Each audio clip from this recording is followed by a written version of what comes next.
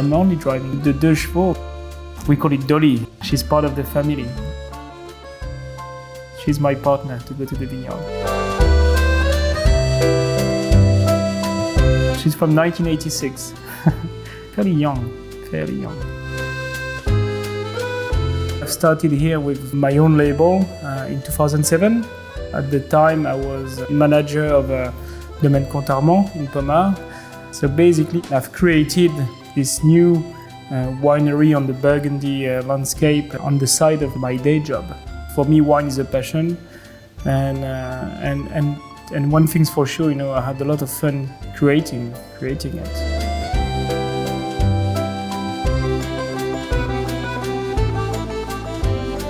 First label with my name was 2007, but I did start a bit earlier.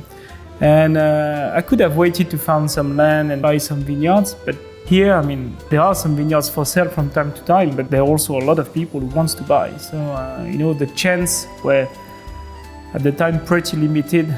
So first year, we only started to purchase fruit. Actually, the 2 first vintage was only fruit purchase. And then by chance, purchased the first vineyard in 2009. Very strangely, first vineyards purchase was Bâtard Montrachet. Now we're farming around 8 hectares of vineyards. For a long time, I was only making Premier Cru and Village when I was at Contermont. When I made for the first time a Grand Cru of Côte de Nuit as a winemaker, I said, it's so easy, you have nothing to do. The skill of winemaking is very useful for actually the Bourgogne and Village. Of course, you're using it for the Premier Cru and Grand Cru, but believe me, those terroirs are so great that basically the less you do, the better it is for the final wine. I'm not doing anything different between each of the wine I'm making, but I'm talking like that from Bourgogne Ligoté to Bâtard Montrachet.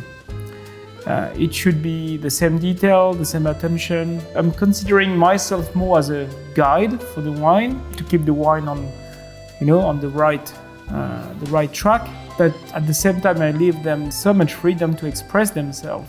I think the Bâtard we are making is a true translation of where our vineyards is. We are on the Chassagne-Montrachet side, and that style is different than the Bâtard Montrachet on the Puligny side. If I was trying to be more towards Puligny style, I won't be able to do it. And especially with the Grand Cru, they're so strong, so much character. New oak, old bench. If it's not noticeable on the wine, and the wine is in harmony when you're tasting it, it's great. If you're tasting an infusion of oak, no thank you.